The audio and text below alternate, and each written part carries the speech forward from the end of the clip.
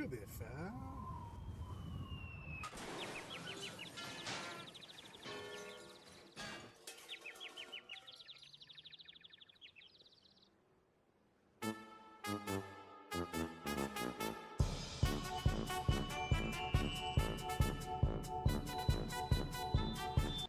And we are live talking about the year in review.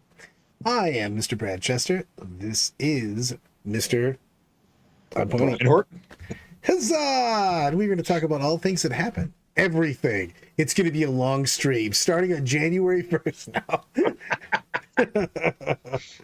I don't know if you talk about the year for 40K prior to 10th edition launching at this point, because those seems like the before times. Not really, because I really think that we have to talk about the good and the bad, because we had a really roller coaster of a year. We did. It was quite the up and down from like the insane balance towards the end of ninth edition. Yes, but the thing, that's why I said we rode a roller coaster. Yeah, it was because you got to remember that at the beginning of the year, the meta was hot trash. Yeah. You know what I mean? And we had just dealt with a little blip of Grey Knight Overlords. We had Tyranid issues for forever, and then eventually they put them in a sock and threw them into the sun. But that wasn't until the end, you know what I mean? So we had some crazy balance issues, and then we hit this path of sunlight apple pie. Yep. Absolutely. And that was the end of ninth. It was fantastic for competitive meta. We had a good time. I had fun times. We ended the year with, I guess we ended the year / began the year with LVO. And that was when I had possibly my hardest tournament of all time as far as strength of schedule, when I decided to only play people that play WTC. I mean, that LVO last year. Now, granted, I went just to have fun last year, very much so. But you had the most brutal schedule, I think, of anyone there. Dude, I've been playing for 25 years. I've never even remotely had that. I didn't play anybody that wasn't on a world team for 9 games. I was like, Peaches, you are 100% winning as dibs on the first super chat. Oh, Peaches with a $5 super chat. Dibs on the first super chat. Are you winning? Yes, sir. Put me in, coach. Brad, I got this. I'll show the team and everyone I got space was better than the rest. You know, I'm excited because with the year in review, okay, you know, we'll start at the beginning. We're going to bounce all over. You know, there's no rhyme, no reason today. We're just looking back. Yeah. And one of the things I do like about a new edition, okay, we have to talk about the dark times. And I usually say that 10th edition didn't start until 10 weeks in. Because that's when we got the devastating wounds nerf, and we got the towering nerf, and we got the first data slate. And really, that was when the game started. To be perfectly fair, it was. You're very honest with that one, because when I look back and I go to those first probably month, I'm just like, oh, you're playing Eldar? I'm just gonna pick my models up off the table and let's go get a drink. The funniest thing is I went to your tournament, Salt City. Yep. And the first weekend, everything came out. You're like, everything's legal. Let's do it. And I played Eldar with no Wraith Knight because I played no Wraith Knight, no Ian Karin. And this is when I didn't realize how ridiculous they were even without that. And this is how bad towering and everything was, because Crawley and I played game 5, I don't know, 4 or 5, whatever, one of the games. Yep.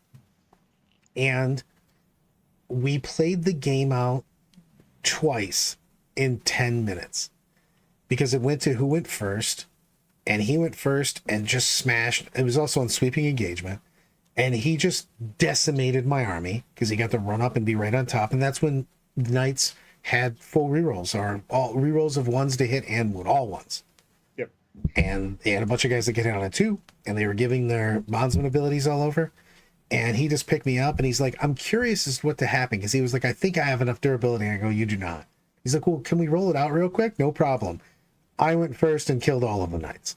And I was like, this game is not in a great spot right now. Like, you get two people that are, you know, top tier players, and the game literally went, hey man, who rolls this die wins, period. And that's where we are at the beginning of 10th. It was bonkersville, the amount. One of my favorite games, just from a hilarity point, is I played Matt Shuckman, great player, he's a friend of mine, and we're playing the last game. We had dumped the Shadow Realm, and we were 5-6. You know what I mean? So the last game was who we had to play, and they were like, kind of like, you have to play. We're like, it doesn't matter. You know, the best we can do is 5th, and the worst we can do is 6th. And we're like, all right, go ahead. And I'm playing my orcs, and he's playing his Eldar. And he goes first, and we're playing on a kind of a whack board. It was one of those boards that was supposed to be the GW, but wasn't quite. And he goes, and in 2 turns, this is not exaggeration, I've got pictures of it, because we sent him to Gagno, because Gagno went, how's the game going? And I clicked his dice. Matt did 110 mortal wounds to me in two turns. Ugh. That's a real number. Ugh. And then I can go with like, so I played in a small RTT this last weekend, running a variant of the Unending Swarm. Not what I would consider my final version, but it was stuff that I had, you know, fully painted up, and there was a few models I didn't have ready to go, so I didn't want to play with some unpainted stuff. And I had an amazing game against Knights, because guess what I couldn't kill, and guess what he couldn't kill. It was the most entertaining game that ended like 81-80. Honestly, just because the secondaries, I got a little more lucky than he did. And it was hilarious. You know, I love that, though, because I think that the game itself is fine right now. We just needed some stuff.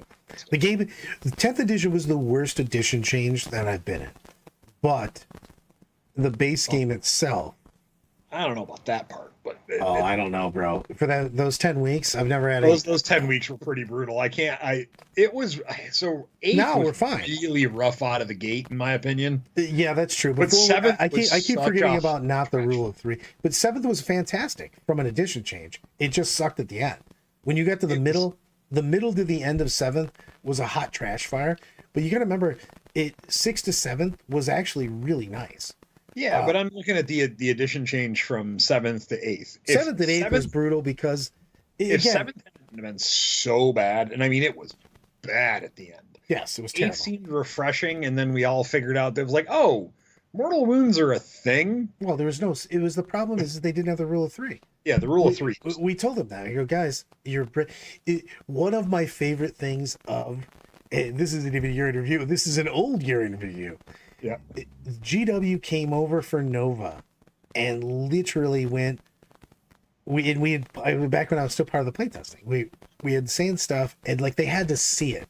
And they went to Nova, and we had a meeting, you know, like meeting / drinking hangout, and we're sitting there with all the GW guys, and they have these horrified looks on their face of, what are you guys doing? And we're like, we've been saying this for a while. If you don't put restrictions on shit, we will burn the place down. Well, I specifically remember going to an event and showing up with 5 flying hive tyrants and a bajillion spore mines. And it was before Adepticon that year. And going, well, this is just broken. And people were like, how? You can't score objectives. I was like, I don't have to score objectives. Just kill everybody. We're just dead. Yeah. It was the same thing. Well, that was before you had 13 to 14 Malefic Lords at 30 points apiece. Yep. Smite was uncapped, so you just took Brems who had a 4-up invuln. It was fantastic. Well, let's go to this year. Yeah. 6 was a quick edition. I wouldn't say it's the worst. It just was very quick. I do want to go to Evan's question on the wall. He goes, do you guys think that the armies will do armies of renown or something similar? Like a detachment to restrictions, and restrictions are fun. Restrictions are fun, and I really want them to do that because I want them to have... I don't like homogenous armies. Like, I don't like just having one Marine book and everything's kind of the same with a sprinkling of difference in them. I really want to have wolves be a thing, blood angels be a thing, but they have very big bonuses and very big negatives where you just can't take certain shit.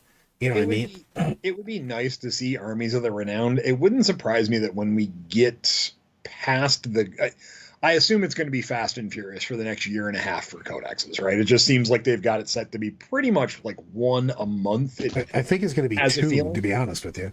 Yeah, 1 to 2 It'll a month. average, So yeah. you give till I'm going to say February, March next year, we'll start seeing some armies of the renowned or something like campaign books where they have those things again. Uh, we'll see. I'm excited for that though because I'm pumped. Like for instance, right now, I like when we get Midway Plus into an edition because I love new books and having toys. And I like having options because I'm an army hopper. I like to play everything. You know what I mean? Yep. Like for instance, right now, I'm hoping, praying on a star that orcs come out before LVO, which they won't, but I would love them to. Not happening. I know, but like it's still according to their calendar, it could still happen. It's not. So But Brad, the way I can tell you this is not going to happen is the last release before LVO that would be legal is the 13th. They already have the pre-orders up for the 13th, and orcs are not on that. that makes me pissed. Makes me. It's But not even making me pissed. It will be makes me getting there'll sad. be new striking scorpion models before you get to. Oh, shut your face. uh, that's one of the things that I like in a new edition where we're looking at the year in review. I kind of wish they put out faster codices in a new edition. I know that you have to learn the base army, the base rules and stuff like that, but because we had a 10-week period of setting the world on fire and the game being pretty goddamn unpopular for it because we reached this huge pinnacle. We were crushing at the end of ninth. It was trending hugely. The game is wildly popular. Put out the new edition. We had some hiccups. More like a holy shit hiccup epidemic. I agree, Austin. 10th is the best core rule set, bar none. I agree. We just had that. I'm gonna say until they fixed devastating wounds, I don't agree with that. yeah, that's what I'm saying. But if you're looking at the basics of it, minus the problem is we had a few misses. The misses were like Titanic misses. You know what I mean? Yep. Titanic, see, tower. Yeah. But the biggest thing of it when you're looking at the year is if they would have corrected those at the beginning, and I don't understand. And I have to give the GW props. I've loved the Codice so far. And I think that 10th edition's a good base rule set. But man, come on. There's no way that anybody played one game versus Knights / Eldar and didn't go, this sucks, a tornado of dicks. Yep. So my way of looking at it is if we're going to review the 4 codexes in this year in review thing, there was 3 codexes that are 100% on the similar power level. I think Space Marines, Necrons, and Tyranids are even on the playing field. I don't think there's one of them that stands out above the other. I think they're pretty balanced across the board. I think AdMech, they missed a little bit on their detachments. I think there was a little hiccup there. I still think there's a build there, but I don't think there's anything monumental where I can go. I think that they worried that AdMech's one of those armies that if you err a little bit, you get AdMech when AdMech was in AdMech tier.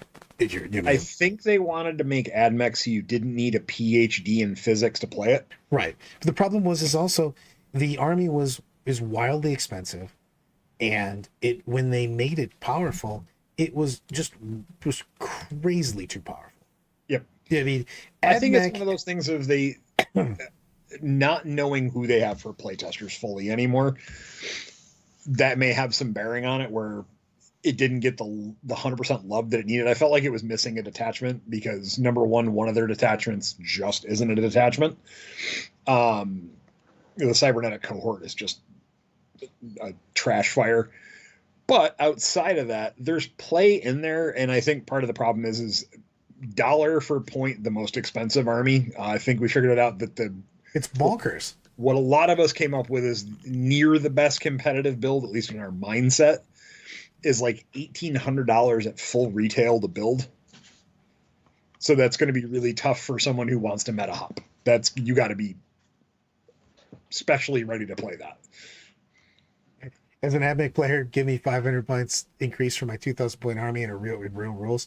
Yeah, I was a little disappointed in AdMech, and it was hard for me to be many more disappointed because I just AdMech's like my least favorite faction. Sorry, Evan, but it just is as far as fluff because I'm a lore guy. Uh, but the big thing on that is I thought that there wasn't a uniqueness in it. Now, Marines, you go the Vanguard list. You know, you've got an Ultramarines list. You've got a Black Templars list. You've got the Ironstorm list with a bunch of different chapters. You've got different, you know, I mean, Stormlance is starting to peek its head out. You've got a couple people playing Firestorm, which I really like, with the just basically utilizing different ways to play. Tyranids, I think, is still trying to find its secret sauce. I think that army, if you look at armies you're in review right now, Tyranid book right now, I feel should be having more success than it is, and I don't understand it. So as an avid Tyranid player, I think a lot of it comes down to you have to understand when and where to take losses with Tyranids. And that is not the easiest thing to learn as a regular player, right? You have to learn when to poke your head out. You need to learn when to take that little bit of a gambled risk. And Tyranids aren't super, super killy. Like they're not blowing you off the table. They're scoring primary and scoring secondary. And a lot of people don't like to play that way. Like right now, I think Tyranids is a Brad style army. There's a ton of trash. You can do a ton of little shenanigans that aren't overpowered. Gargoyles are you busted, man. Just score. The Gargoyles are OC2. 12-inch move plus D6 plus 6. You can move up to 24, and they fly. Yeah. And they're infantry that flies, which makes them better. Yeah, it's real fly. It's not fake fly. It's real. It's not monster fly. Right. I mean, there's a lot of like little things like, and as I tinker with that unending swarm list on a personal level, right? I keep going, man, I really need one more CP. And I was like, you know, this winged hive tyrant's pretty good, but the one on foot seems to work better, can hide a little bit better. And man, that swarm lord gives me an extra CP and a vect. And I really like that. So I've been tinkering around with getting those two in the list, which is losing a little bit of lethality from exocrines because I have to take at least one out to do it. And it's interesting. I gotta say that I like the little mind game amongst yourself of tinkering with those lists, of finding that right combination. I love the puzzle, just making it fit. That is one thing that I'll give the good and the bad because we're doing the year in review. One of the things that I do not wait for it, not like, is everything's set for my weapon costs, everything's set for my unit sizes.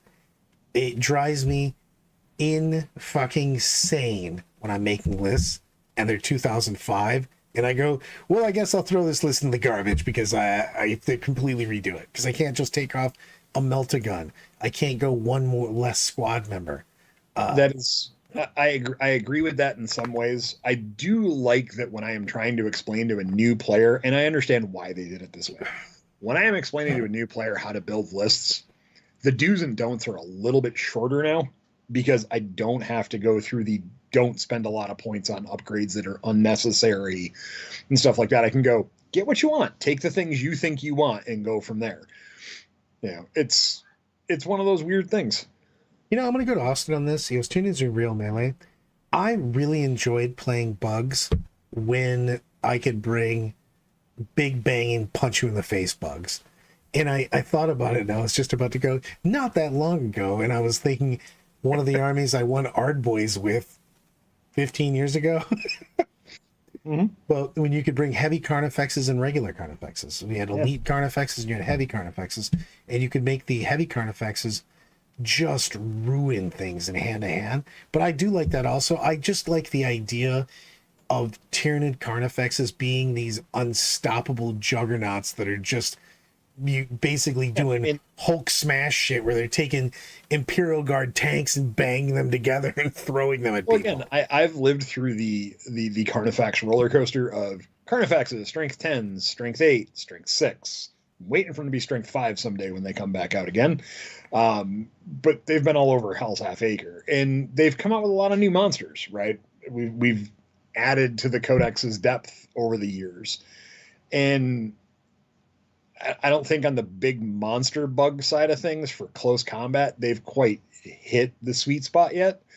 If the Norn Assimilator and Norn Emissary were point costed down a little bit, and that not even ridiculously down. Well, like, why doesn't the Trigon pop out of the ground and not have a shit ton of nonsense guns and just literally have a million super hardcore attacks?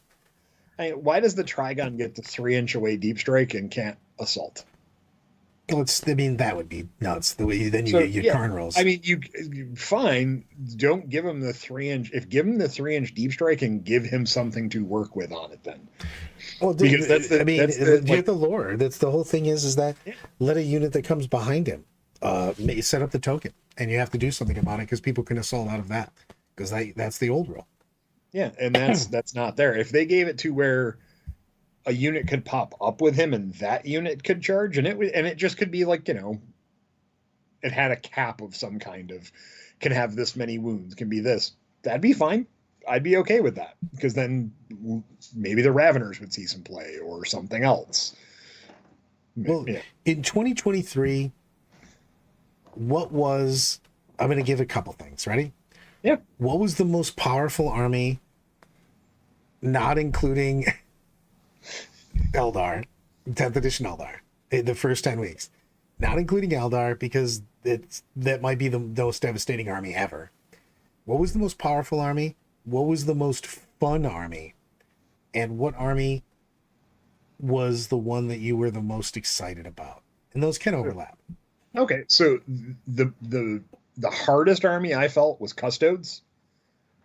Like, pre-nerf Custodes was really difficult to play against. It had a lot of staying power, a lot of punching where a lot of armies didn't have punch. And I thought that was a really, really good army. I thought that was one of the things that was really well designed and got hit a little bit too hard. The most fun was GSC. GSC had a lot of shenanigans and a lot of good fun and enjoyable to play. And what was the third one? The thing that you were most excited about.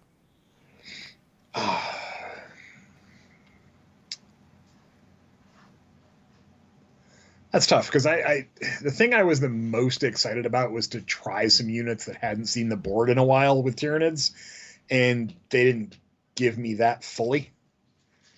With the Codex they did, but not on the initial launch. Because, like, we got to remember, we still had Tyranids in 2023. Before we had the data slate, Tyranids were still mopping the place up. They were still good. I think even before the data slate, the thing that I liked about them that I found interesting was that you could almost play a gunline Tyranid army. Parker came out with that, where he just brought the Carnifex spam basically, and just was doing well with it.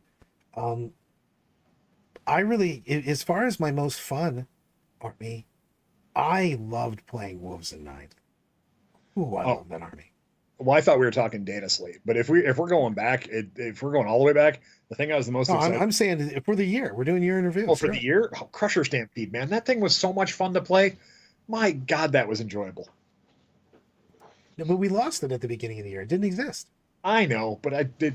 That's 2020. You're bringing up old shit. That's 2022. It stopped existing on the 6th of January. Oh, fine. I guess it technically worked in. It technically correct, the best kind of correct. So, no, I mean, like, I had a ton of fun playing 40K over the last year. There was just so many different builds and armies to tinker with. Ninth, you could do all kinds of stuff, and I went to LVO and ran all Carnifexes and won 4 games. I mean, I can't complain. Yeah, Oops All Carnifex was hilarious. So, but like, I enjoyed that list quite a bit. I'm not gonna lie. I played against that list. It had 9.7 million Meltaguns. Oh my God! It also had so many options. But the thing that I think I like the most was everything was pretty up close and personal. So your opponent always got to do something, even when you were coming all up on them. So like you lost a ton of shit. I like armies like that. Even when they're OP, armies that have to go up and trade feel like you're still part of the game. You know what I mean? I think that's one of the main reasons that people hated the shit out of Tau. Because every time Tau was good, you get to do nothing besides get shot by Tau. You're like, oh cool, you're over there, and I get to die over here. I hope your kid gets hit by a car. Like stuff. So looking at that, what is your biggest disappointment from the last year? What's the one thing that you look back on and go, man, that's just disappointing? And we'll leave the 10 weeks out, the first 10 weeks out. I was just say that the first 10 towering, you know, I mean, was towering and Mortal was obviously the bit. I want more flavor. I feel that there's a lot of factions, Chaos, Space Marines, and things of that nature. These are things that I like that are not enough flavor. But my biggest disappointment, I haven't got to play my favorite faction this entirety of 10th edition, which is Eldar. It's just, it doesn't play like Eldar right now, and it was too OP where people weren't having good. I want to win games, but I want to have fun because I want to drink my wine. I want to enjoy myself. If I'm not getting a good play experience, and I don't think you gave that with Eldar, even after the data slate. Right now, maybe, you know what I mean? After they've been nerfed twice, you can do some stuff, but like, man, I get it. The problem is it does include the first 10 weeks, but it really put a bad taste in everybody's mouth for how ridiculous Eldar were. And it's just my favorite faction. And I didn't get to use them at all because of the fact that they were so bonkers ridiculous, but they were also bonkers ridiculous playing shit that I didn't want to play. You know what I mean? I want to play a bunch of Aspect Warriors, Scorpions, and Banshees and shit like that. And that's not playable right now in the tops. Oh, Peach is coming in with a $5 super chat. Proudest moment was coming in 79th at Cherokee, running pure wolves with no practice, being second best Space Wolves, only to the Long Fang himself. R.I.P. Good Space Wolf Melee. I love Space Wolf Melee. Again, that was the most fun army I played in 2023 for sure, hands down. Yeah. And I played Eldar. I played a ton of shit this year. Jesus Christ! I'm just thinking about all the factions I played. Which faction didn't you play? AdMech. You know, that's a lie. Somebody actually challenged me. I took it to an RTT. Yeah. I think I've actually played everything this year in one way or time. I mean, I got to go with my biggest disappointment coming out of 2023, and this is hitting the end of the year, is that player place terrain still exists. And I don't get that. I don't. Why does player place terrain still exist? I don't know. And people that like player place, I'm not going down on you, but it's just, as you know, we have a limited amount of time, and that's just more time, but it's also another hurdle for people getting into the game and a hurdle for player skill advantage. I played a ton of people. I had a super big advantage against all the Euros that I played last year at LVO because they practiced, but like they don't do any player placed events. So like they practice for LVO, but it's not the same as playing a shit ton of tournaments, which I have a player placed. Yep. It's the one thing that I can truly say. I wish that I wish 10th edition had eliminated it. I understand why a certain company uses it. Don't get me wrong. I empathize completely with having to replace 1,000 tables. But you know, times change. Buck it up. Yeah. You know, I'm going to go to the wall on this. In 10th edition, orcs were wildly my favorite army to play. There's not even close as far as fun. I don't know if it's the most powerful army I played. They can play, they can win against everything. They have play against everything. They don't feel like they devastate anything. And that's kind of the orc way. But I have had more fun playing orcs wildly than anything else in 10. Space Wolves was my favorite for the whole year, but that was Space Wolves 9th edition Space Wolves. In 10th edition, orcs have been like, it's not even close. Orcs are so much more fun than any other army I played. Just because you like guys that ride squigs. I mean, yeah. You know what a squig is, by the way. It is literally the fact that orcs found Tyranids and just domesticated them. They're like, come on with us. You're like, what? Pretty much. Yeah, We're trying to kill you. You're like, yeah, whatever. You're like, what? What's even Evan happening coming in right with now? a $4.99 super chat there, Brad. Oh, 49 from Evan. I really hate the inconsistency of twin link multi meltas versus twin last cannons and things like Ruststalkers just make it consistent. I mean, to be fair, Oh, I'm a big fan of anything that has rerolls, to be honest, and Twin Link does have rerolls. They took away a lot of shots from things though.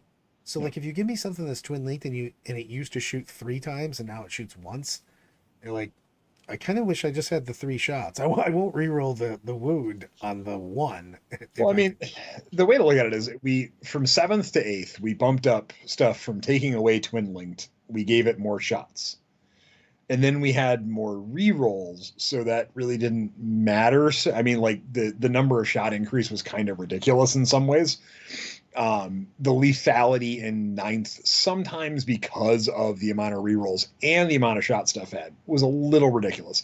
I'm glad they toned it down a little bit. It may have been a little too much on certain things, but like if something has a twin linked las cannon, 2 shots with a las cannon, well, one with a reroll, I don't know. Well, the only thing with it right now is the problem is that right now some of the army we have haves and have-nots with that. You know what I mean? Yep. It feels like either your army has every reroll in the universe or you have none. You know what I mean? And I do think that we have a lot of parity right now in armies. I'm going to give them that. Once we got the data sheet, we're getting much closer. There are some outliers, you know. Sorry, AdMech and Imperial Knights right now. And yes, CSM and Eldar are still winning way too much. Yep. But like the rest of the group, the rest of us, yeah. I feel are doing really well. I like where the codexes are going. I know you said the AdMech was a miss, but it still doesn't feel... You know what I mean? They're going 3 for 4 in awesomeness, to be honest with you. I love the agree with codexes. You. Like, I don't think the AdMech's a bad book, because I've been tinkering with it, and I'm mathing out in theory, hammering a lot of things to try them out.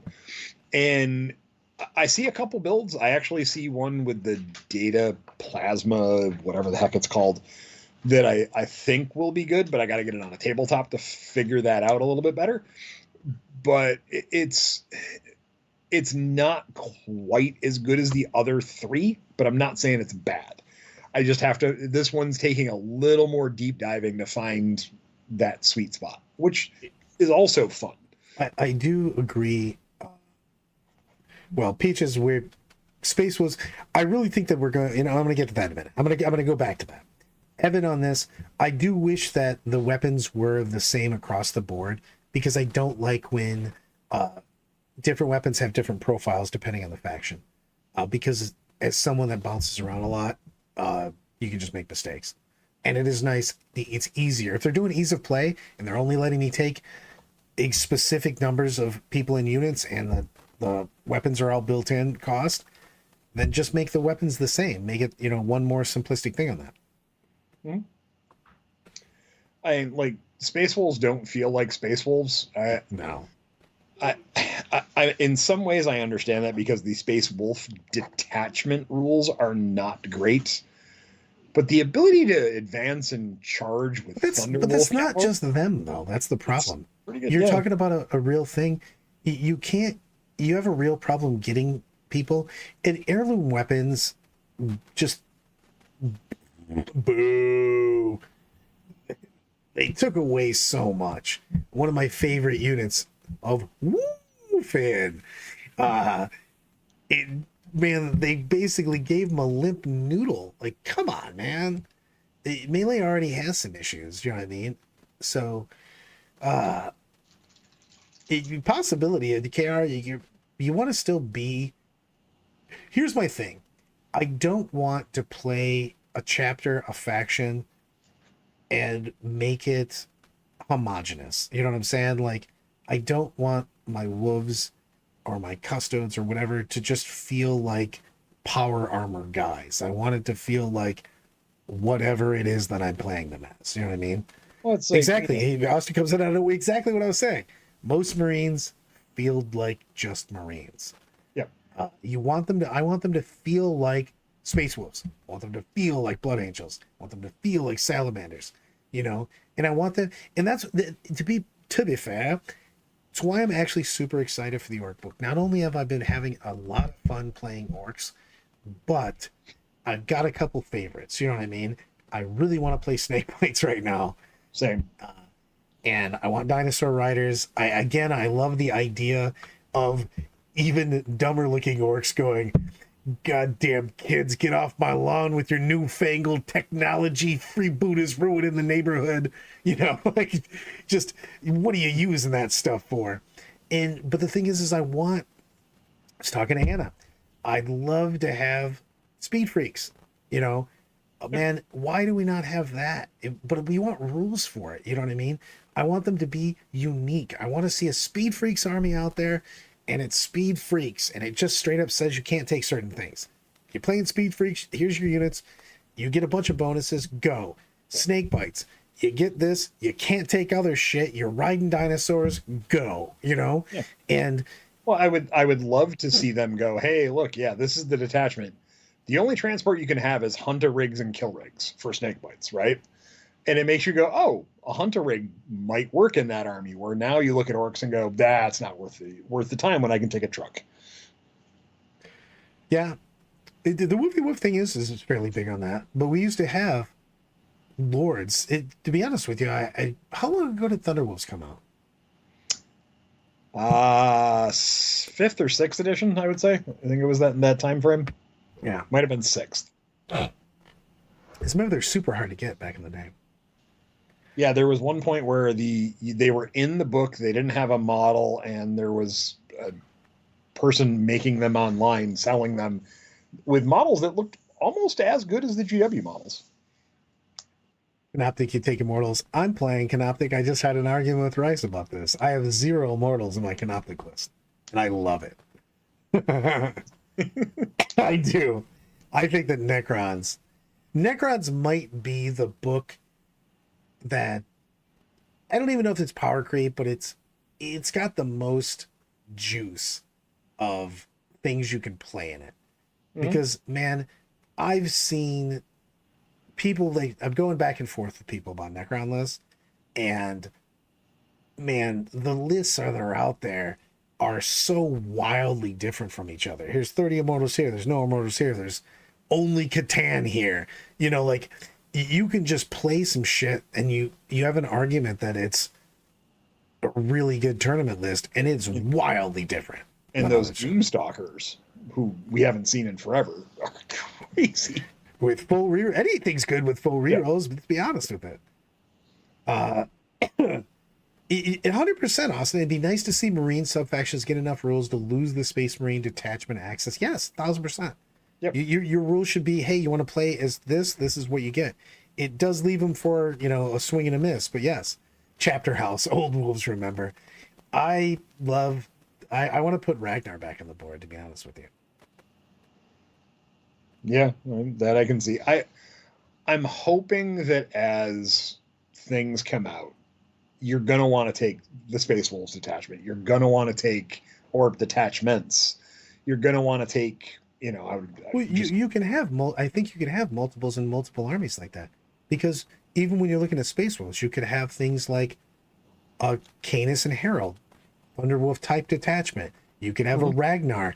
Ragnar's just so, that dude's given the Braveheart speech every single time he fights. Wouldn't a Ragnar detachment be kind of based upon stuff that comes in through drop pods? Yeah, he comes in and just goes buck wild, but he's literally trying to outshine everybody, and he's got his band of people. He's got a posse of pro Ragnar dudes he's trying to outdo everybody in glory, and everybody with him is trying to prove themselves to Ragnar. So you have this glory-seeking bunch of psychos that are just only looking to get in the hardest fights to prove themselves that they're awesome. Yeah, and that's awesome. I agree. We're going to see with that Dark Angels Codex how they flavor Marines, right? How they flavor the non-compliant chapters. And the thing is Dark Angels. Okay, as a lord, I'm also doing that lore tomorrow, by the way. So That is literally my next lorecast. 40k lorecast, by the way. So, but I'm cutting that one tomorrow. And one of the biggest things about Dark Angels is Dark Angels are nasty, nasty dudes. Mhm. They have shit that they're not supposed to have. They keep it a secret, but they've been the Emperor's guys that clean up bad shit since the beginning of them. You know what I mean? They're the dudes that, hey man, we need this cleaned up. Who needs to die? Yes. Like, well, nobody needs to know about this. But they've got a great, great, great lore, and they've got these wildly different armies. Deathwing, Ravenwing. You've got the Green Tide of God, you know what I mean? Which is basically the Green Tide, not orcs, you know, of guys with all the people that don't know what the hell's going on, you know. But you've got all these great characters. The Lion's back. Yep. If the Lion doesn't have his own detachment that includes the Risen, by the way, I'm such a cheesy fanboy about stuff that I love the Fallen, Winter, the Risen. If that's not in there, I'll be pissed. Yeah. I'm looking forward to, like, as we look back on the year and go, there was a lot of neat stuff, and I mean, model wise, so many cool models came out in the last year. I can't even begin to touch upon, you know, Snickrot, which I think was a fantastic model. He's awesome. The Lion, who was absolutely gorgeous. Well, let's go back to that, because I want to do part of the models review, because there's some badass shit that came out. I want to go to the wall real quick on this. I want to run 20 Blight Lords, 22 Deathshroud Morty characters. Yes. I would love to see an elite Morty with only his top boys, because in the lore, he has showed up with that shit multiple times, by the way. He just shows up with his Terminator retinue, basically, and ruins houses. Peaches, I loved the Ragnar Blackbane's formation from 7th, when you just literally showed up with 7 pods full of Grey Hunters going, what now? And everybody was trying to be a pretty princess going, look at me, I'm awesome. I'm showing myself. And the thing is KR, the Dark Angels literally have a bunch of weapons that they're not allowed to have. They have literally Dark Age of technology weapons. They've got a lot of shit. It's fantastic. Exactly. Dark Ages fell down, but they got up again.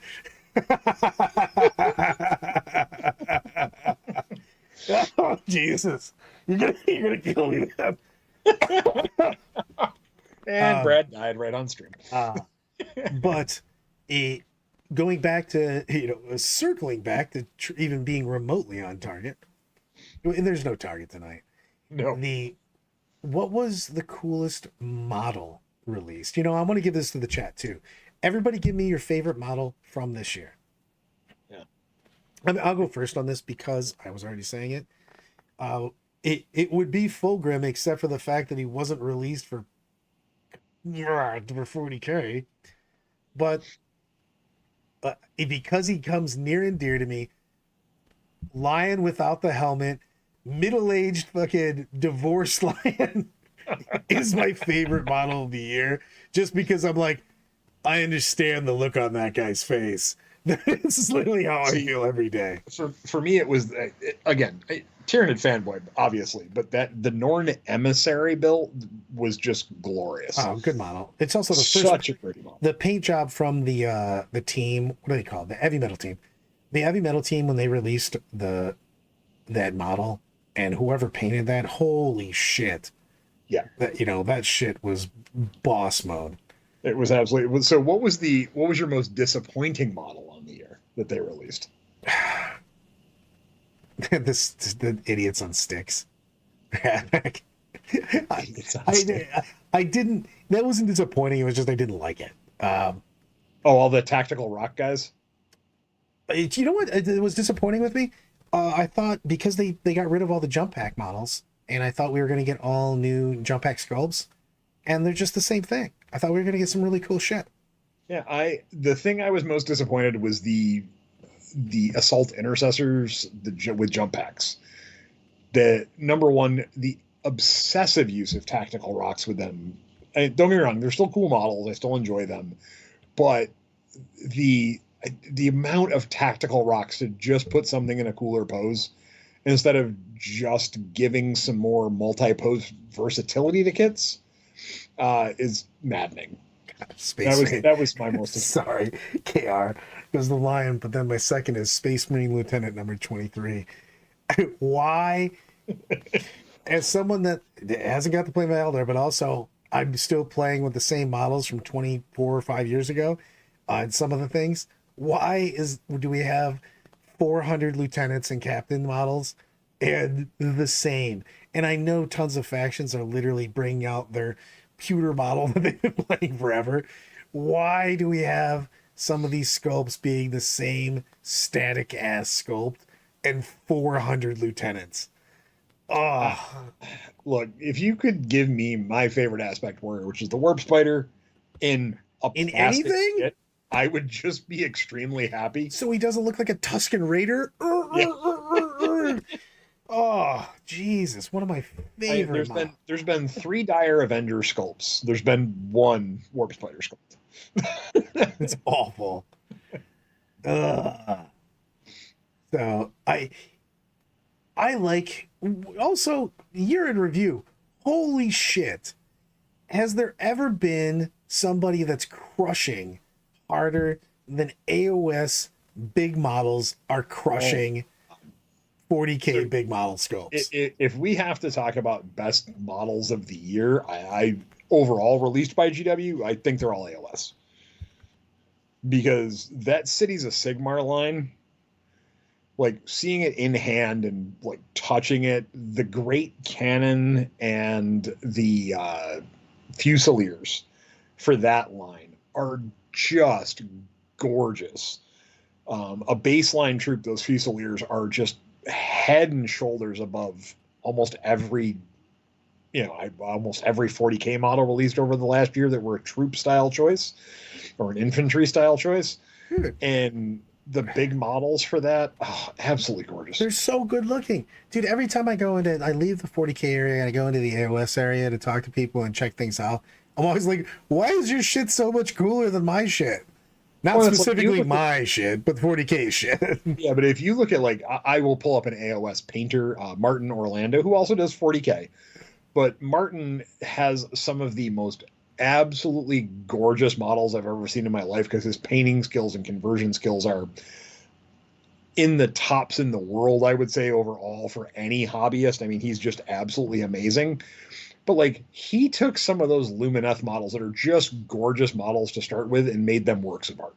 I mean, they're like absolute gorgeous. You could put them in a display case and people would ooh and ah over them for hours. He is beyond phenomenal. And AOS just keeps doing that. Like, they just keep banging out amazing model after amazing model. It's so good. And the thing is that I don't understand why we haven't got that. We're wildly larger than AOS. I think part of that is you can do more with that. I call AOS right now steampunk fantasy because it has steam power. Yeah, stuff. I mean, they put a lot of guns and shit into AOS. Yeah, so it's very steampunk fantasy. There is a lot more you can do in that genre versus gritty grimdark. It just seems like there's a little more leeway for beauty and finesse in that, where in 40K it's war and only war. I mean, KR's got a good point. He goes, one reason is they don't have terrain layouts where you can't fucking move big models. True. Also, they don't care as much that... I mean, that was one of the biggest problems originally playing Magnus, is the fact that he's hitting the I'm a star pose. You can never hide him anywhere.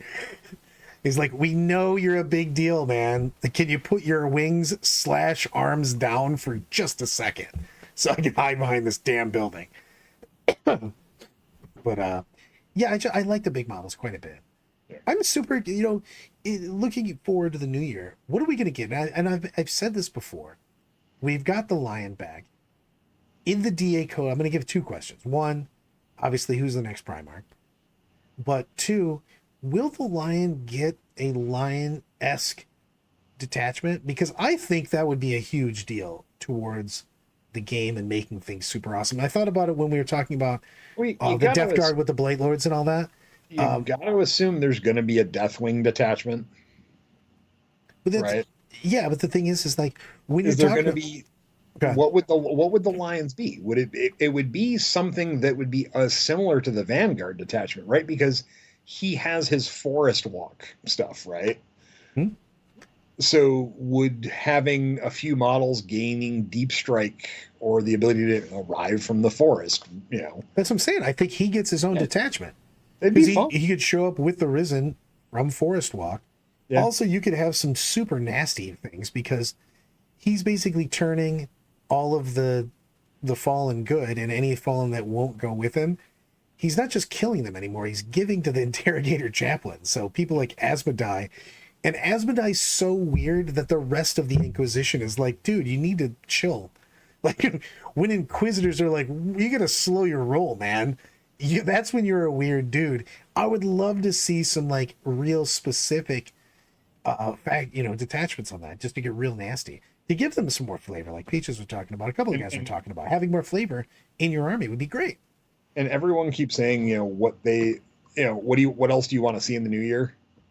I really, and I know it's a rumor right now, but I hope it's the actual honest to God truth. I hope the redacted codex. I really hope the redacted codex is Codex Imperium, and it's Imperial agents, assassins, the Inquisition, and all of that stuff in one giant book with a whole lot of, you can do this with them, you can play them this way, you can play them as a detachment inside of your Imperium armies, or you can play them as a standalone army doing this. I would go crazy for that. I would love it. I can see that. That'd be pretty awesome. And Kiara, you're 100% right on that. Because DA needs more in Ravenwing. They have the Deathwing covered in models. Also, the Knights, man, Black Knights should have been like Balker's Town. Their lore is fantastic, and they were good. They were decent for a while with the Talons, but like those guys should have been fantastic. But there's also like a lot more shit you can be doing with those guys, with the individual people and speeders and stuff. Because like all the Dark Angel stuff, those dudes like just punch people out of speeders and bikes. You know what I mean? That is their whole lore. You know what I mean? Dudes are literally just swinging giant sledgehammers powered by death while they drive by you. I'm hoping that they don't legend a few units when Dark Angels come out, because I don't want to see the Talon Master become a thing of history, because currently it doesn't technically have a model, right? There's just not a model for it. Just right. I would like it. I'm hoping that they haven't revealed that yet, and we get a nice little I mean, tease. let's be honest, it's literally a speeder with a guy with a sword. Yeah, drive me closer. I want to hit him with my sword. Absolutely. It's yeah. You know what? I'll give you my unpopular thing because it's not a popular army.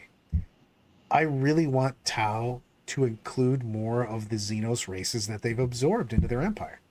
Yeah, I would like to see some more Tau auxiliary in there. Yeah, I It'd be mean, a nice. It would be a nice way to flesh out the book without having to put out a whole lot of new Tau models that are similar to current Tau well, models. it's just all Gundam shit right now. Uh-oh, Yeah. going on. Peach Destroyer $5 super chat. I just got Bert's chili on my hash browns at the House of Waffle. My butthole's going to hate me in about 20 minutes. Brad, help me, please, brother.